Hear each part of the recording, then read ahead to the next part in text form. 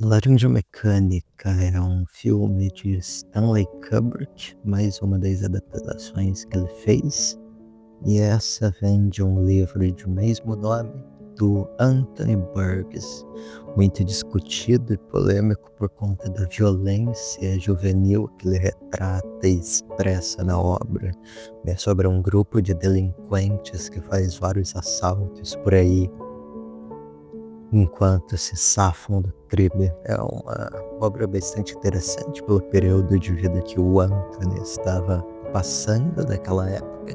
Se eu não me engano, eu não tenho nenhum fato conferido aqui, mas pelo que eu havia lido, a esposa dele havia sido brutalmente morta por uma trupe, e isso fez com que ele tivesse escrito esse livro, essa obra. Rapidamente, é bastante interessante fazer uma comparação especificamente do livro e do filme. Não é algo que eu gosto de fazer, porque eu encaro como formatos artísticos diferentes que têm uma forma completamente distinta de se fazer, de se pensar, de se olhar aquela história, de se contar. Mas nesse caso eu abro uma exceção, porque ele explica muito bem, de maneira direta, a distinção das diferenças formais entre um livro e um filme, e essas formas, esses formatos de como cada um é feito. Primeiro porque Laranja Mecânica, o original, ele é claramente literatura, ele é pensado a partir desse formato de arte.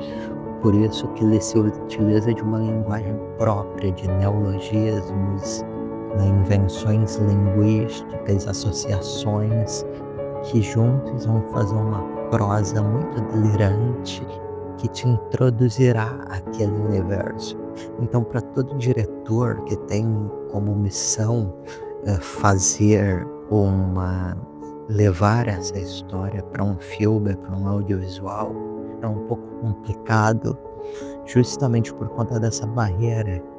Portanto, quando vamos olhar o filme, é um tanto admirável tu ver a habilidade e como ele dirige, e o roteiro, as ideias, desenvolve cada uma, porque claramente em cada cena você pode ver que tem um pensamento visual na forma que ele transforma aquele universo. Por isso a escolha dele de tornar o cenário mais distópico, mais espalhafatoso, pois assim ele conseguiria ambientar bem e nos trazer aquela dimensão que antes só seria possível por meio das palavras mais coloquiais que cada um deles fala e expressa, que são palavras, adjetivos cheios de jovialidade, expressam essa rebeldia de cada uma, e essas dimensões desses jovenzinhos ruaceiros.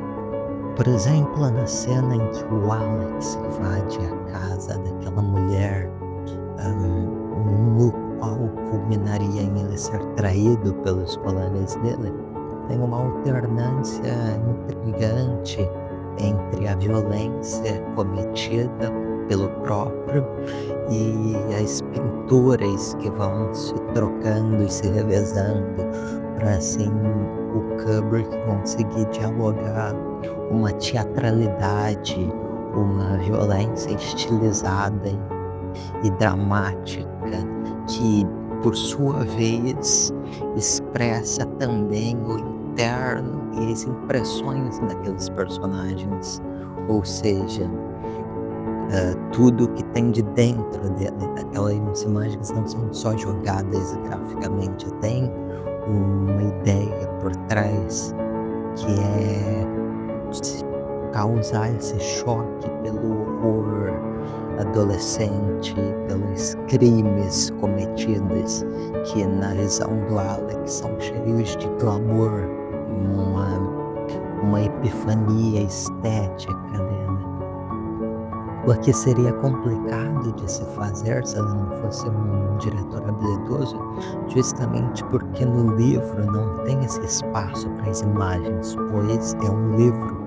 Então eles são feitos descrevendo aquela cena, mas claro, com um eu lírico bastante estilizado, bastante teatral. O Alex sempre conversa com você como se ele fosse um narrador shakespeariano. E essa, coisa dramática, esse toque de Shakespeare tem no filme, mas por meios completamente distintos, pois é por meio dessas pinturas renascentistas, dessas arte mais estética. E também por conta da forma que o diretor instrui os atores a falar com esses trejeitos esquisitinhos, mas cheios de características que, enfim.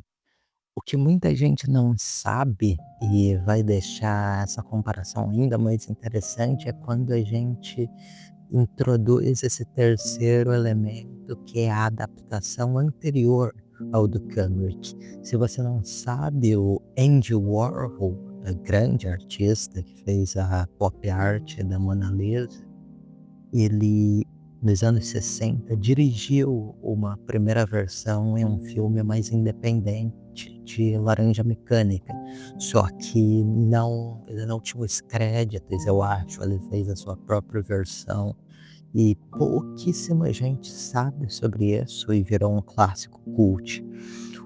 O filme, inclusive, eu acho que se chama Avenil, e se tu vê, esse filme, tu vai ver uma diferença de abordagem entre esses 2 diretores, 2 bons diretores em seus respectivos estilos, mas o Andy Warhol escolhe traduzir aquela violência de uma forma bastante crua e ríspida. Ele não tem muitas firulas ao transpor aquilo, ele não coloca muitos cortes, é tudo muito precário propositalmente, porque ele pensa na violência como violência e só. Ele fica focado nessa mensagem de que violência gera violência e, portanto, ele quer nos mostrar diretamente essas cenas de atrocidade e de sangue, pois elas vão gerar uma ideia na nossa mente do que esses assassinatos. Já o Kubrick não, ele é mais fiel ao ideia original do livro e de sua própria maneira, porque ele pega toda a teatralidade, a dramaticidade, até a intelectualidade presente nos personagens pra e coloca nas cenas, na mise-en-scène, tá toda no cenário, ele bola todo o plano perfeito, a ambientação, a construção de cena, tudo em seu devido lugar, porque o Kubrick era bem perfeccionista, e assim isso se vê nessa obra. E nenhuma das escolhas dos estilos estão corretas ou incorretas. Pelo contrário, são escolhas formais, o que nos vai dizer do de como isso foi feito é na execução.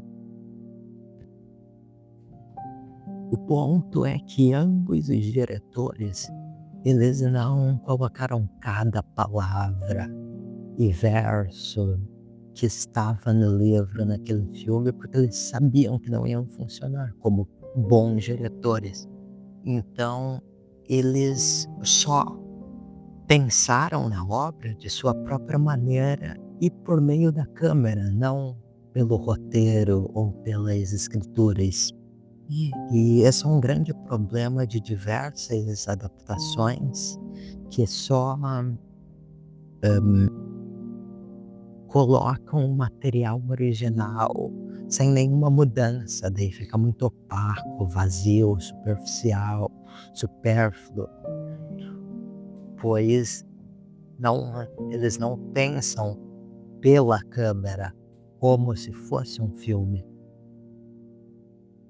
Pegando de exemplo Watchmen, do Zack Snyder, eu não gosto muito desse filme porque o Snyder vai usar os próprios storyboards da HQ do Alan Moore e ele não vai refletir sobre o que eles significam, mas sim usar eles da forma mais direta possível, sem nenhum processamento extra.